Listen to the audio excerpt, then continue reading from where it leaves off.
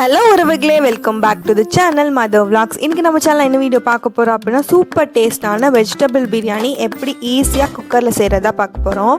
First குக்கரை on பண்ணி அடுப்பில் வச்சுட்டு நெய்யும் எண்ணெயும் ஊற்றிக்கலாம். அப்புறம் ஹோல் ஸ்பைசஸ்ஸு சோம்பு கொஞ்சம் போட்டுட்டு பெரிய வெங்காயம் இருந்தால் பெரிய வெங்காயம் ஆட் பண்ணிக்கலாம். நான் அன்றைக்கி சின்ன வெங்காயம் தான் இருந்தனால அதை மட்டும் ஆட் பண்ணிக்கிட்டேன். வெங்காயம் நல்லா கோல்டன் ப்ரௌன் கலரில் வரணும், அதை வரைக்கும் நல்லா வதக்கணும். அதுக்கப்புறம் 2 பச்சை மிளகா, அப்புறம் வீட்டில் இருக்க வெஜிடபிள்ஸ் என்ன வேணால் ஆட் பண்ணிக்கலாம். அன்றைக்கி கேரட்டு பீன்ஸ் மட்டும் தான் என்கிட்ட இருந்தனால அதை மட்டும் ஆட் பண்ணிக்கிட்டேன்.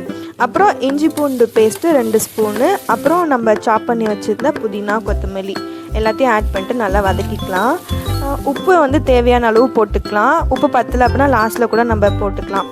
இது பிரியாணி மசாலா. பிரியாணி மசாலா என்ன ஆட் பண்ணேன் அப்படின்னா, ஏலக்காய், பட்டை, கிராம்பு இது எல்லாத்தையும் ரோஸ்ட் பண்ணிவிட்டு மிக்சியில் போட்டு நல்லா அரைச்சிக்கிட்டேன். அதுக்கப்புறம் இந்த ஸ்டேஜில் தான் நம்ம தக்காளி ஆட் பண்ணணும். ஏன்னா முன்னாடியே ஆட் பண்ணிட்டோம், நல்லா வதங்கினா தக்காளி சாதம் மாதிரி ஆகிரும் அப்படிங்கிறதுக்காக.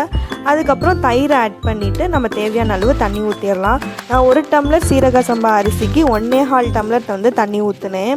அதுதான் கரெக்டான மெஷர்மெண்ட்டு. சோறு உடையாமல் வந்துச்சு. அரிசி நல்லா கழுவுனதுக்கப்புறம் குக்கரில் ஆட் பண்ணிவிட்டு தண்ணி நல்லா கொதிச்சதுக்கப்புறம் விசில் போட்டுடலாம்.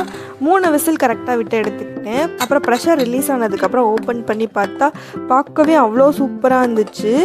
டேஸ்ட்டுமே அன்றைக்கி செம்ம டேஸ்ட்டாக இருந்தது. இதே மாதிரி நீங்களும் ட்ரை பண்ணி பாருங்கள்.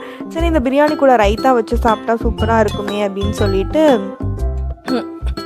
2 ஸ்பூனு தயிர், நல்லா கெட்டி தயிர், ஆனியனு, உப்பு, கொத்தமல்லி தழை இது எல்லாத்தையும் போட்டு நல்லா மிக்ஸ் பண்ணிக்கிட்டேன். அந்த பிரியாணியோடு வச்சு சாப்பிடல செம்ம டேஸ்ட்டாக இருந்தது.